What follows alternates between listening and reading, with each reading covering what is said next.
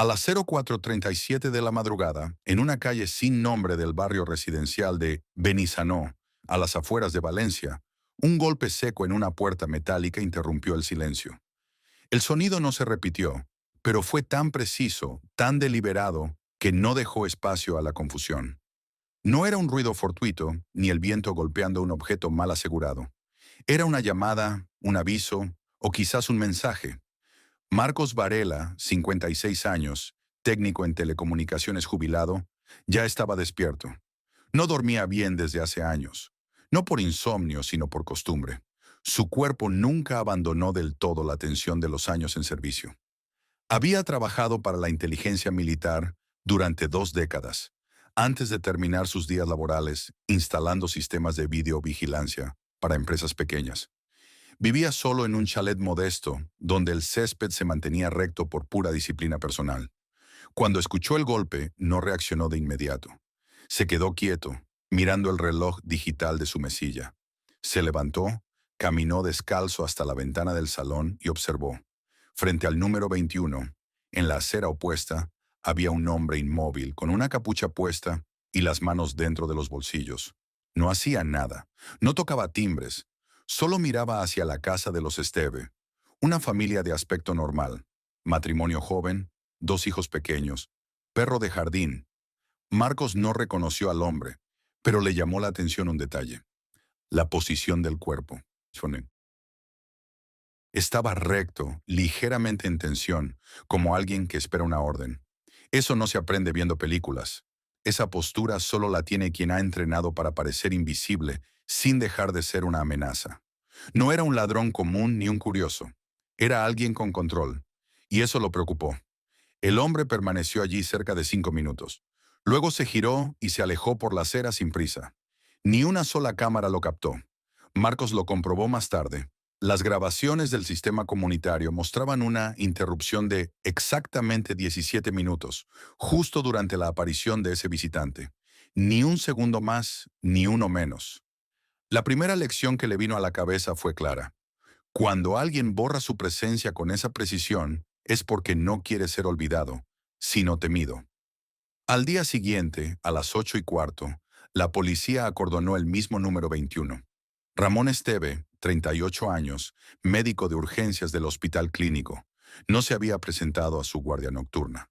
Su coche apareció más tarde en un aparcamiento subterráneo de la avenida Alfawir, cerrado sin signos de violencia. Nadie lo vio salir. La policía local no emitió comunicados públicos. Fue un caso en observación, pero Marcos sabía leer las señales. Cuando ves a un agente del Cuerpo Nacional revisando los servidores del vecindario a las 7 de la mañana, sin uniforme visible, sabes que no es un asunto doméstico. Sabes que hay algo más. En ese instante, Marcos recordó un protocolo que él mismo ayudó a diseñar en 2005. Una interrupción sincronizada de señales de videovigilancia en perímetros urbanos. No era tecnología de consumo, era parte del sistema Umbral 9, un proyecto militar que nunca se hizo público. De repente, una idea incómoda se abrió paso en su mente. ¿Y si alguien estaba utilizando los mismos métodos que él diseñó, pero en su contra? No se lo comentó a nadie, ni siquiera a la gente que pasó por su puerta a pedir si había visto algo extraño. Solo dijo que dormía profundamente. No quería parecer paranoico. En su experiencia, cuando algo verdaderamente peligroso se activa, lo peor que uno puede hacer es dar señales de alerta antes de entender de qué se trata. Durante años se había dicho a sí mismo que su pasado ya no importaba, que las operaciones clasificadas habían quedado enterradas bajo burocracia y olvido. Pero ese golpe en la puerta, la figura inmóvil frente a los Esteve, el apagón digital, todo apuntaba a un patrón. Los veteranos no tenemos visiones ni intuiciones sobrenaturales. Lo que tenemos son sistemas de alarma internos basados en experiencia acumulada. Marcos supo esa mañana que algo se había activado. Y cuando lo que se activa tiene origen en el Estado, rara vez es algo pequeño. Aprendió en esa primera jornada una verdad que había olvidado con los años. El pasado nunca se borra. Solo se disfraza de normalidad. Y cuando vuelve lo hace sin pedir permiso. Marcos pasó el resto de esa mañana observando desde su salón. La casa de los Esteves seguía acordonada, pero ya no había presencia policial visible. A media tarde, una furgoneta discreta con placas temporales se estacionó frente al número 21. Dos personas bajaron, vestidas como técnicos de electricidad. No tocaron a ninguna puerta. No hablaron con nadie. Solo entraron en la vivienda y permanecieron dentro más de 2 horas. Cuando salieron, llevaban consigo una caja metálica sin identificar. No había etiquetas. No se trataba de material médico ni de uso civil. Marcos lo sabía. Ese tipo de cajas, apantalladas, solo se usan para transportar discos duros o unidades cifradas. No necesitaba más pruebas. La desaparición de Ramón Esteve no era un accidente doméstico ni una fuga personal. Aquello tenía olor a limpieza controlada, silenciosa, sin dejar huella. Esa misma noche revisó su antiguo equipo. Todavía conservaba un portátil militar, obsoleto pero funcional, y un receptor de señales que había modificado años atrás para captar frecuencias encriptadas. Lo conectó todo en su despacho, un cuarto pequeño sin ventanas, con estanterías llenas de libros técnicos y manuales de campo. Era su trinchera. Durante horas escaneó el espectro. Nada anómalo. Pero al revisar los registros de su propio sistema de vigilancia, encontró una anomalía. Una microvariación térmica en la parte trasera de su casa, exactamente a las 04:39, 2 minutos después del golpe que había escuchado la noche anterior. No era suficiente para activar una alarma, pero sí para dejar una firma de calor. Alguien había pasado por allí. No había grabación visual, porque su cámara trasera seguía un protocolo de ahorro de energía y solo grababa con movimiento prolongado. Se sintió ridículo por no haberla desactivado antes. No podía permitirse errores. La memoria le devolvió imágenes del pasado, no con nostalgia, sino con incomodidad. Había trabajado durante casi 20 años en la sombra. No en operaciones visibles, sino en las que no quedaban en papel. Había visto cosas que no podía contar, pero siempre creyó que su papel fue técnico, no moral.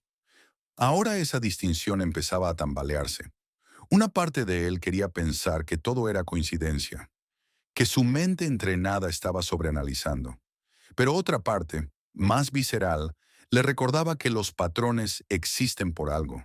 Y este patrón, silencio, precisión, limpieza, solo tenía un origen posible. Alguien estaba utilizando tácticas aprendidas dentro del sistema. A la mañana siguiente, salió a caminar. Una rutina que había abandonado y que decidió retomar, no por salud, sino por estrategia. Pasó frente a la casa de los Esteve. La cinta policial ya no estaba. Las persianas cerradas, ningún vehículo en la entrada. Tocó el timbre por cortesía. Nadie contestó. Ni un solo ruido dentro. Dedujo que la familia había sido reubicada. Volvió a casa con una idea fija. Tenía que saber si era el único. Llamó a una antigua compañera de unidad, Cristina Llorens, 60 años, exanalista de señales, que vivía en Castellón. No hablaban desde hacía al menos 8 años. Ella también había salido de servicio en silencio, sin homenajes ni fiestas. Le envió un mensaje cifrado, de los antiguos. Solo decía, ¿has notado los mismos ecos? La respuesta tardó un día en llegar, pero fue suficiente para helarle la sangre.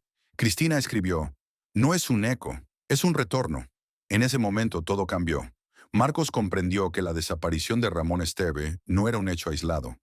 Era la apertura de algo mayor, de algo que llevaba tiempo gestándose, un regreso cuidadosamente medido, una especie de reaparición, pero no de una persona, de una forma de operar, de una manera de usar el miedo como herramienta. Lo que más le preocupaba no era el hecho en sí, sino su arquitectura. Nada parecía impulsivo, todo tenía la cadencia de una orquesta.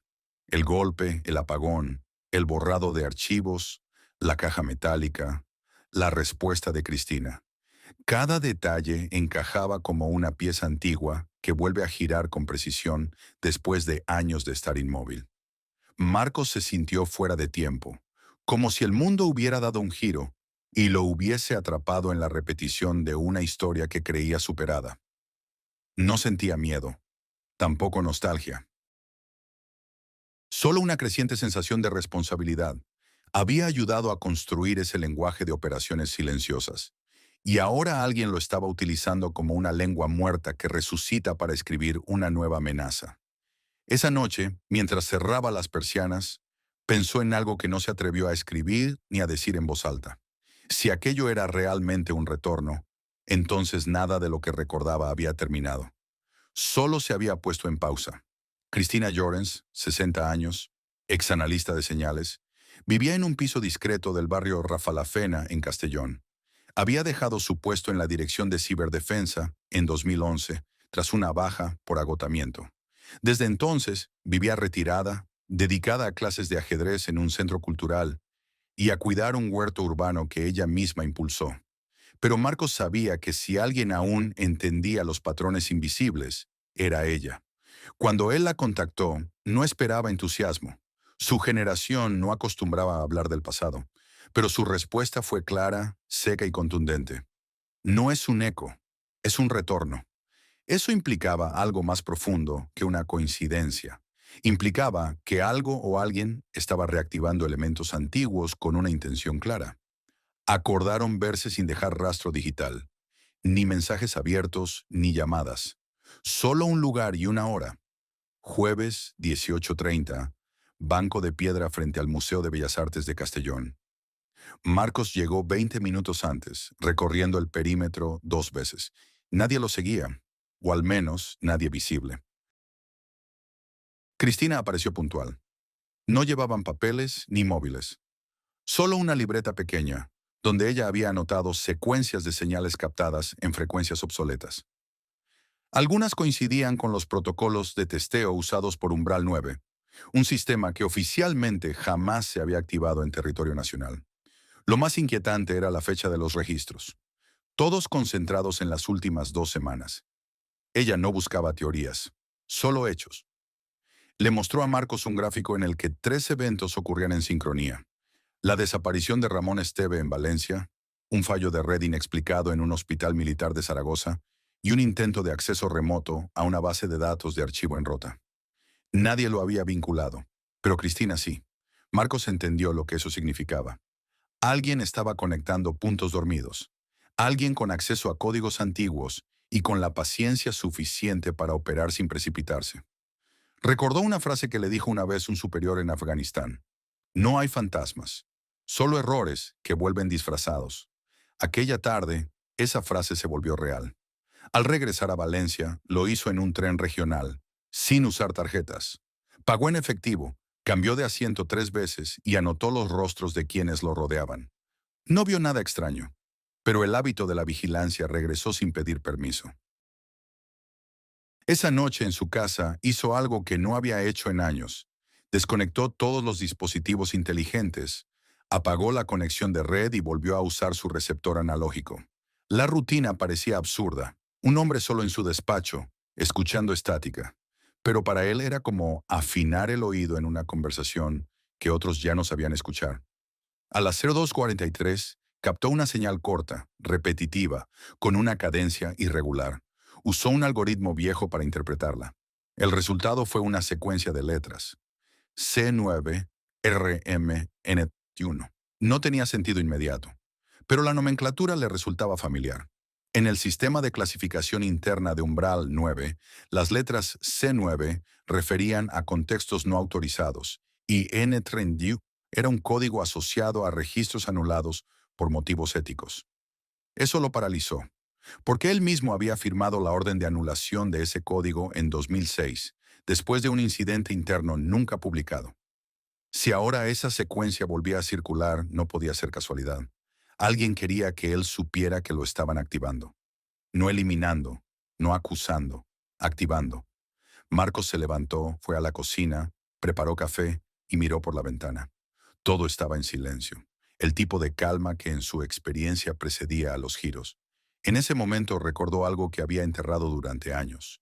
Un informe que leyó por accidente en 2007, donde se hablaba de un operativo cancelado por filtraciones internas. El sujeto implicado era un oficial de inteligencia desaparecido en Irak, con perfil técnico muy alto y antecedentes en criptografía. Ese nombre no estaba en ningún registro público, pero Marcos sí lo recordaba, porque trabajaron juntos un año antes del incidente, y porque el hombre que apareció en la puerta de los Esteve tenía su misma forma de estar de pie. Cristina le había dicho una frase antes de despedirse. No se trata de lo que está pasando, se trata de por qué ahora. Esa idea le taladraba la cabeza. ¿Qué había cambiado?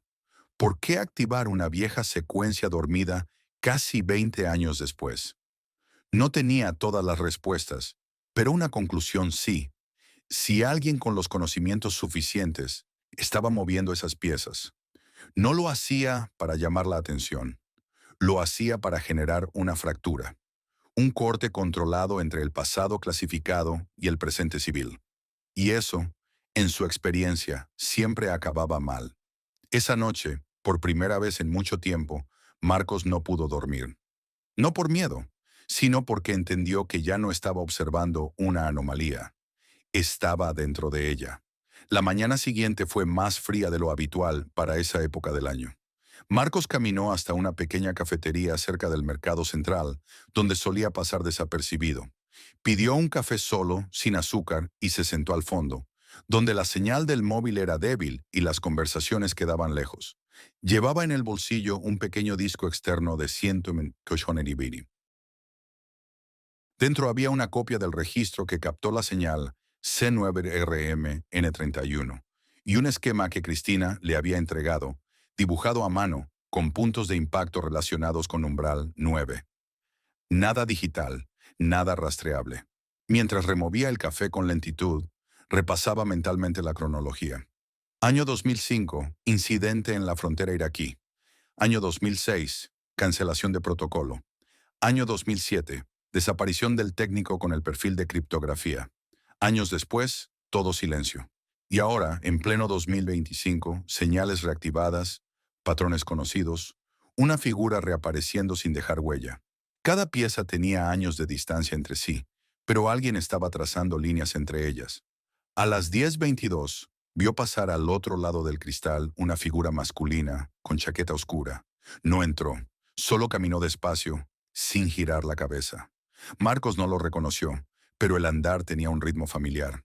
Era como si alguien hubiera rehecho los pasos de una vida que él había intentado olvidar. Volvió a casa con la determinación de organizar su archivo físico. Tenía cajas guardadas en el desván, selladas desde su retiro. Allí encontró un cuaderno azul con etiquetas numéricas. Era un índice manuscrito de operaciones no activadas, planes de contingencia diseñados para nunca usarse. Entre ellos, figuraba uno marcado con tinta roja: reconfiguración pasiva, umbral doméstico. Ese término lo había olvidado. Reconfiguración pasiva significaba crear las condiciones para que un sujeto reaccione sin que se le ordene directamente. Era manipulación estructural, no para controlar, sino para provocar. Quien estuviera detrás de todo no buscaba que Marcos hiciera algo concreto. Buscaba que recordara algo, que reviviera un impulso enterrado, y eso era más peligroso que una amenaza directa. A las 19:15 recibió una llamada sin identificador. No contestó. Dejó sonar. Luego revisó el buzón físico de casa. Dentro un sobre sin remitente.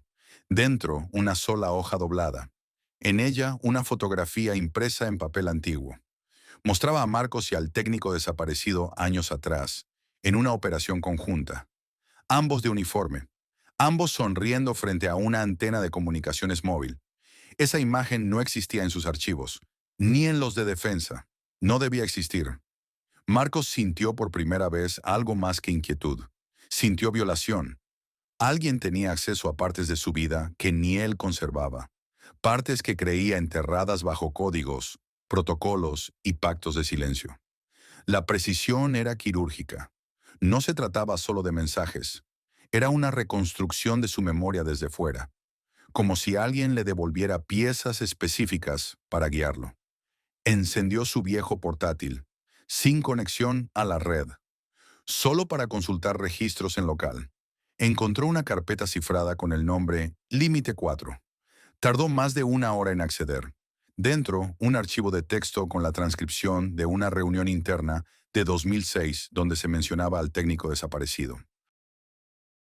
Se hablaba de inestabilidad emocional, de riesgos operativos, de sospechas de filtración, pero lo más llamativo era la última línea del informe. No eliminar, observar evolución en entorno civil. Eso lo desmontó. No lo habían dado por muerto, lo habían soltado, lo habían dejado libre sabiendo que podía volver, y ahora todo indicaba que había vuelto. Pero no como venganza, no con armas. Había vuelto como arquitecto de una estructura nueva, silenciosa, simbólica, sin autor visible. Esa noche Marcos caminó hasta el Parque Ribalta y se sentó en un banco de piedra. Era tarde, nadie alrededor. El viento movía los árboles sin fuerza. Frente a él, una fuente seca. A un lado, un cartel informativo con fechas borradas. Todo parecía detenido en el tiempo, como si ese banco existiera solo para él, solo ese día. Ahí comprendió que ya no era parte de un conflicto externo. Era parte de una coreografía invisible que llevaba años escribiéndose sin tinta. Él no la inició, pero sí había contribuido a crear las reglas que ahora se le imponían. Y en esa comprensión llegó una certeza difícil de asumir. No estaba siendo perseguido, estaba siendo activado. No era un objetivo, era un canal. Lo que alguien buscaba no era su caída, sino su reacción, su impulso, su decisión. Porque si él daba el paso, cualquiera que fuera, eso justificaría el siguiente movimiento. En un tablero donde ya no se sabía quién jugaba con qué piezas, se levantó con un pensamiento fijo. Si el juego estaba en marcha, él también podía mover ficha, pero no a ciegas. Tenía que encontrar al siguiente jugador, y hacerlo rápido, antes de que lo encontraran a él. 2 días después, Marcos se desplazó a Teruel. No tenía una razón oficial para ir, pero había una intuición, una línea del pasado que no podía ignorar. Allí, en un archivo municipal poco frecuentado, había trabajado durante años un antiguo archivista del Ministerio de Defensa, Luis Bertrán, 67 años, técnico documentalista retirado. Había sido el encargado de almacenar documentos operativos desclasificados, y Marcos recordaba que en varias ocasiones se cruzaron en pasillos silenciosos donde las órdenes se firmaban sin mirarse a los ojos. Bertrán lo recibió sin preguntas. Sabía quién era y por qué estaba allí. Con una tranquilidad inusual, lo condujo al fondo del edificio, donde aún se conservaban copias físicas de procedimientos inactivos. No hablaron de nada personal, solo de códigos, de etiquetas, de sistemas que habían sido reemplazados por la era digital, pero que aún guardaban sentido para quienes sabían interpretarlos. Marcos encontró lo que buscaba en una caja gris sin identificación visible. Dentro, un dossier con la referencia UM9 React 040 y TANSO-B contenía un protocolo de activación psicológica mediante estímulos simbólicos en sujetos expuestos a traumas operativos. No era ficción, no era teoría, era una técnica real, desarrollada como experimento y archivada sin implementar. Lo que lo perturbó fue el apartado final del informe. Revisión táctica posible en entornos urbanos tras fase civil de inactividad prolongada. Evaluar respuesta emocional del objetivo. Ese término, objetivo, confirmaba lo que había sospechado. El sistema no estaba diseñado para eliminar, estaba hecho para provocar, para observar qué hacían los antiguos agentes cuando se enfrentaban a fragmentos cuidadosamente seleccionados de su propio pasado. No era control mental, ni programación, era más perverso, era el uso calculado de recuerdos como detonadores. Volvió a Valencia con la certeza de que alguien estaba usando ese protocolo, no con soldados activos, sino con exagentes olvidados, personas que habían intentado rehacer sus vidas lejos del ruido, pero cuyos códigos internos seguían siendo reconocibles para quien supiera leerlos. Esa noche recibió otro sobre, esta vez no en su buzón, sino en la verja de su jardín, sujeto con un trozo de alambre. Dentro, un recorte de periódico viejo. Año 2005. Una nota menor en la sección internacional. Se leía: 2 técnicos españoles heridos en ataque a convoy diplomático en Irak. El artículo era vago, pero lo que no aparecía era lo que importaba. Uno de los técnicos había desaparecido esa noche, sin informes, sin conclusiones. Al reverso del recorte, una palabra escrita a mano con tinta azul: testigo. Solo eso. Marcos comprendió que no era una acusación, era una invitación. Quien enviaba esos fragmentos quería que él hablara, que contara, que reconociera, no ante el sistema, sino ante sí mismo. Pero él no era un denunciante, nunca lo había sido. Su código interno no se construía sobre confesiones, sino sobre actos. Por eso decidió cambiar de estrategia. Si estaban jugando con su pasado, él iba a moverse en presente. Dejó de esperar mensajes, dejó de revisar cámaras y comenzó a contactar con otros exagentes que, como él, habían desaparecido del radar. El primero fue Raúl Sempere, 58 años, exoperador logístico de campo, que vivía en Cuenca. El segundo, Esther Ridaura, 62 años, experta en estructuras narrativas de desinformación, ahora profesora universitaria en Albacete. Con ambos tuvo conversaciones crípticas, pero suficientes. Los dos confirmaron que en las últimas semanas habían recibido señales extrañas, objetos personales movidos, llamadas sin sonido, archivos olvidados que reaparecían en sus discos duros. Ninguno quiso hablar mucho, pero todos coincidían en una frase. No puede ser casualidad. El patrón era claro. Alguien estaba reactivando una red. No para unirla, sino para esparcir una idea. Que el pasado no estaba cerrado. Que lo que ocurrió en la sombra debía salir a la luz, pero no como documento, sino como reflejo. Como si la memoria individual se convirtiera en escenario colectivo. Marcos empezó a entender el verdadero propósito. No era castigo, era contagio. Lo que alguien buscaba era que cada uno de los antiguos agentes recordara lo suficiente como para alterar su presente. Como si todo estuviera diseñado para que los hilos invisibles del ayer empezaran a tensarse solos. Y allí comprendió otra cosa. No bastaba con resistirse. Si quería frenar ese proceso, no podía solo defenderse. Tenía que romper el ciclo. Tenía que dar un paso que no estuviera previsto por el patrón que le habían diseñado. Algo que no respondiera ni al miedo ni a la culpa.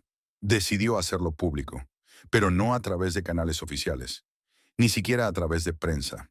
Envió un documento cifrado con todas las pruebas a una fundación de estudios estratégicos de Barcelona, bajo identidad anónima. Lo tituló Manual de Reactivación Invisible, Caso Umbral 9. Incluía fechas, nombres, registros auditivos y el esquema de Cristina. No firmó, no explicó, solo expuso. Después apagó todos sus equipos, quemó los sobres, cerró el despacho con llave y salió a caminar.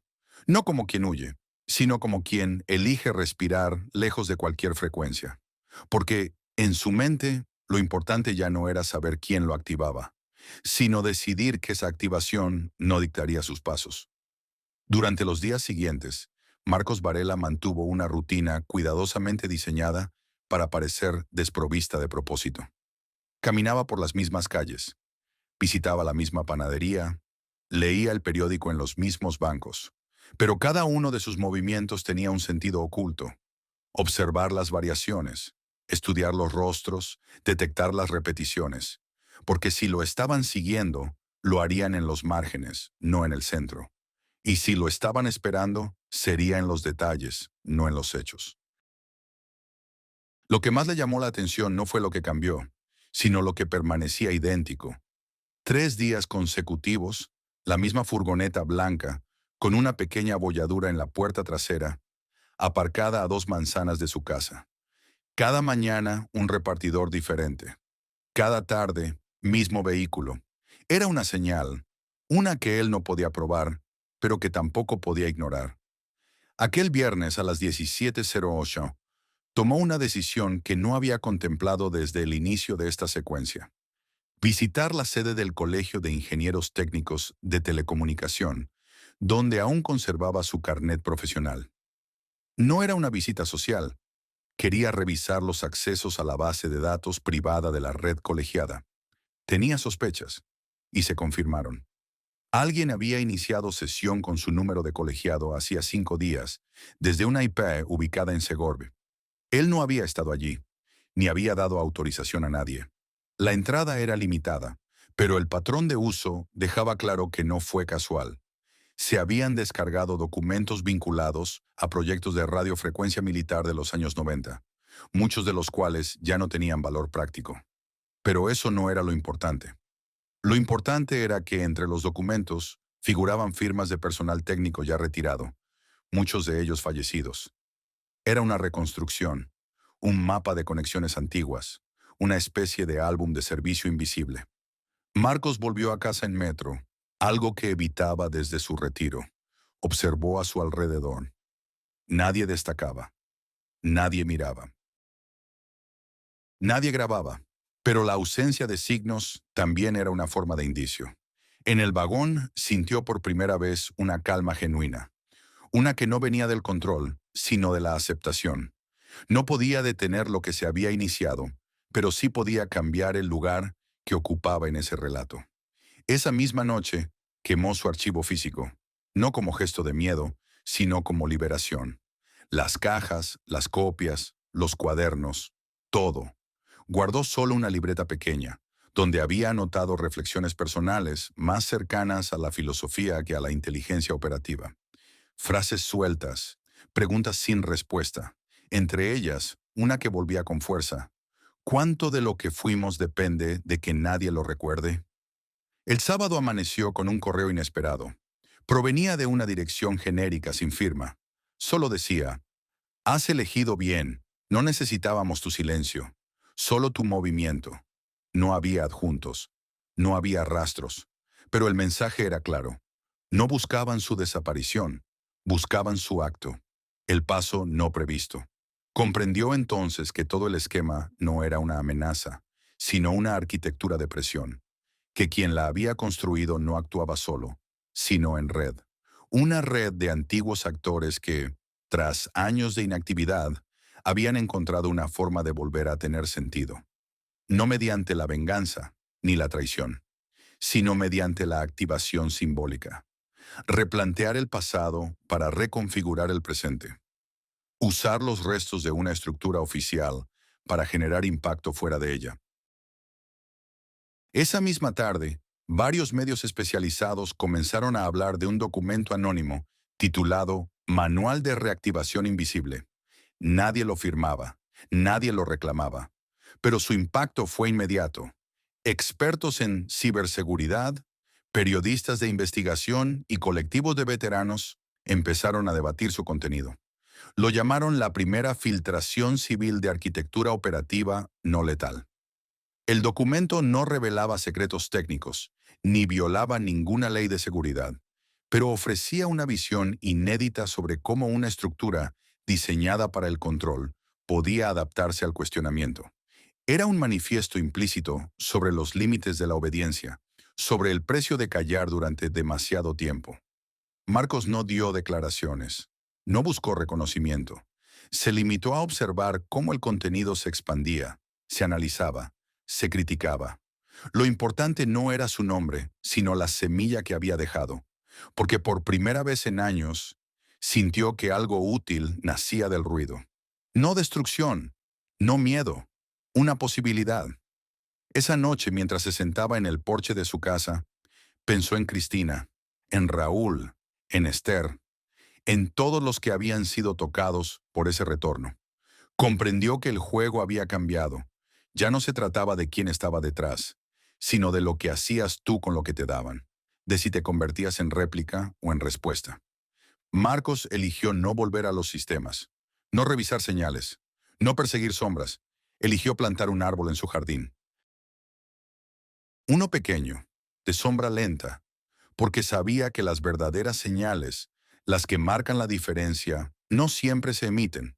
A veces solo se siembran. El impacto del documento Manual de Reactivación Invisible fue más allá de lo previsto.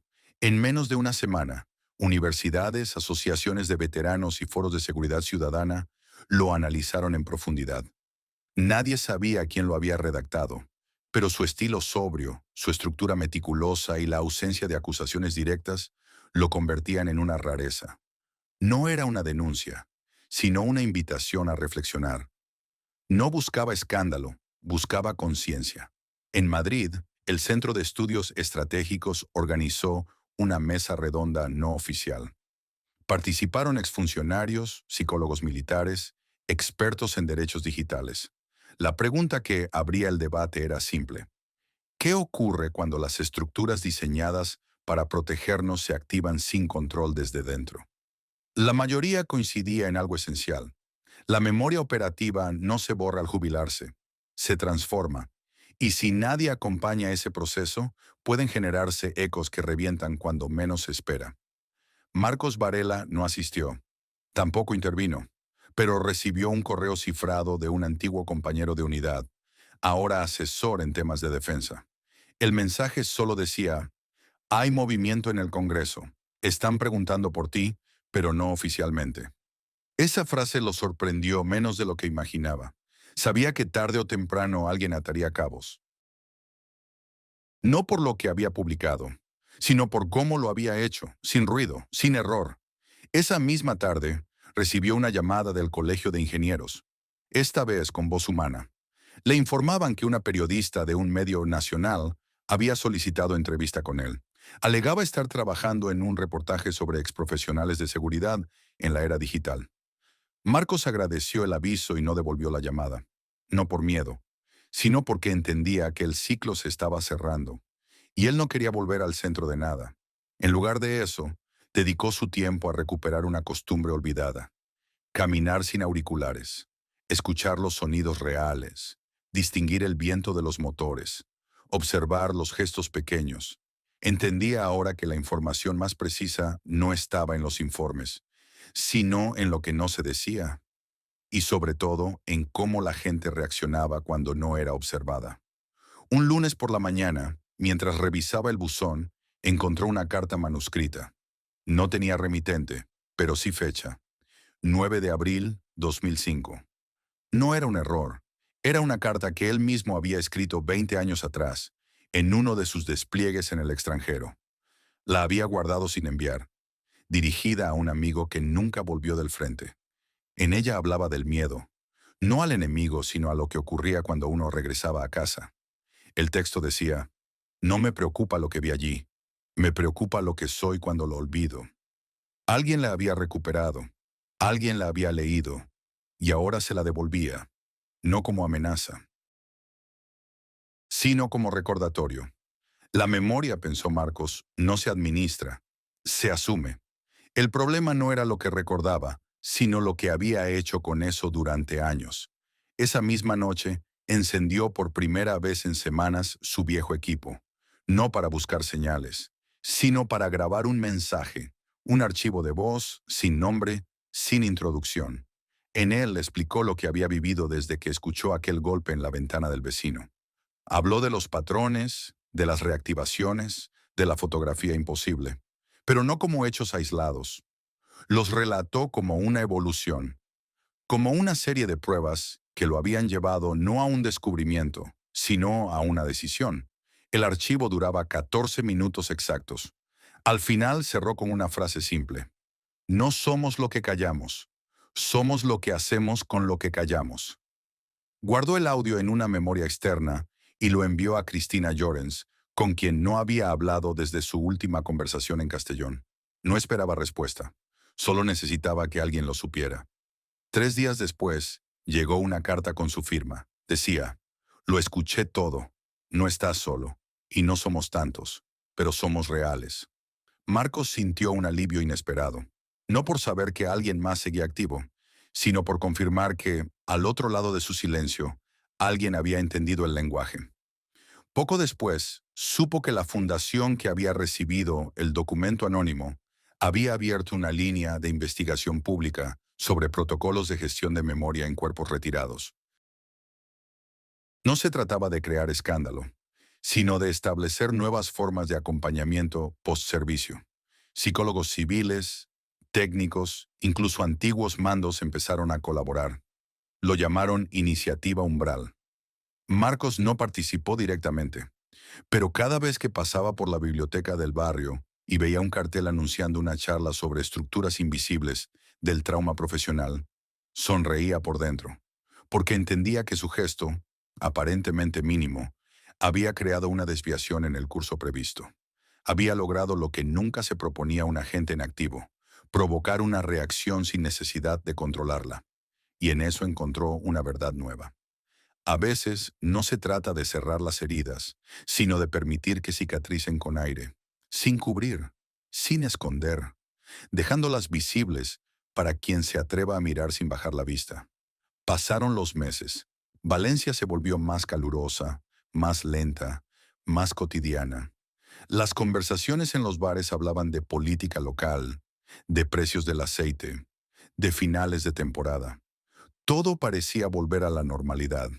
Pero para Marcos Varela, la normalidad ya no era un destino, sino una forma de avanzar sin ruido. Había aprendido a habitar ese espacio intermedio entre la memoria y la renuncia. Su día comenzaba con café fuerte, lectura breve y caminatas sin mapa. No cargaba reloj, pero sí una libreta pequeña en el bolsillo. Allí anotaba frases sueltas, pensamientos sin fecha. Algunas eran suyas, otras no recordaba de dónde venían, pero todas parecían tener el mismo eco.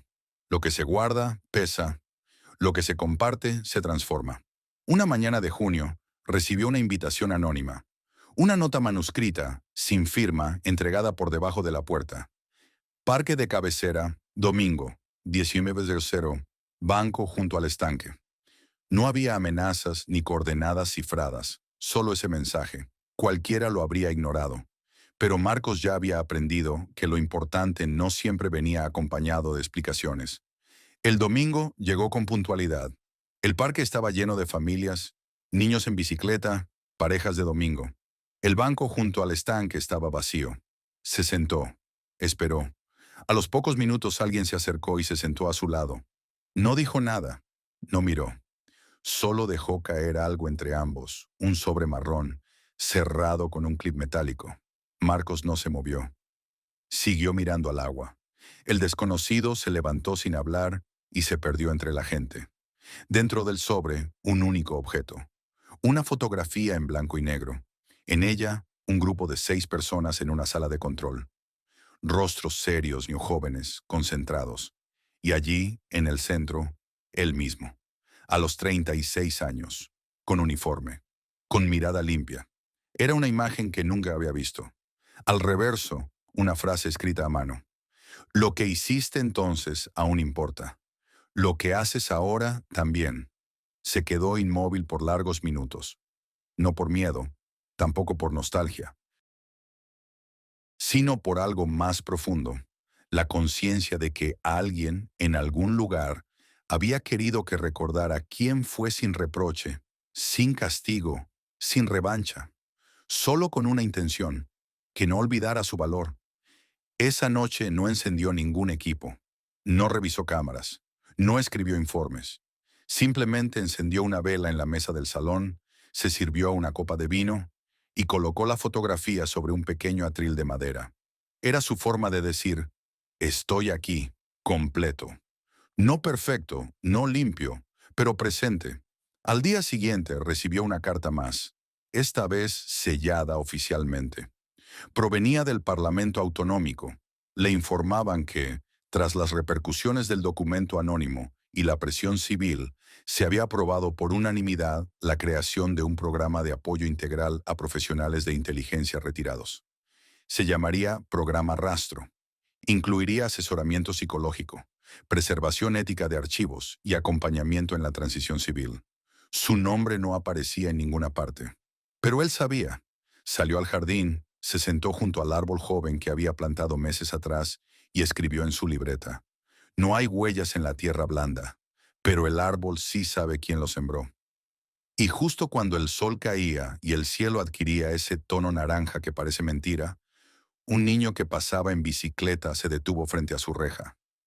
Lo miró y preguntó sin miedo, ¿usted era espía?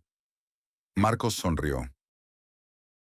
No como un gesto educado, sino como quien ve la historia cerrar su círculo por donde menos lo esperaba. Le respondió sin palabras, con una inclinación leve de cabeza y un brillo nuevo en los ojos. El niño sonrió también y siguió pedaleando como si no hubiera dicho nada extraordinario. Pero lo había dicho todo. Si alguna vez oíste hablar de esta historia, si conoces a alguien que vivió algo parecido, o si simplemente te removió algo por dentro, cuéntanoslo en los comentarios. Nos encantaría saber tu punto de vista. Y si valoras estos relatos que exploran lo invisible y lo humano, puedes suscribirte. Siempre hay más historias esperando ser contadas.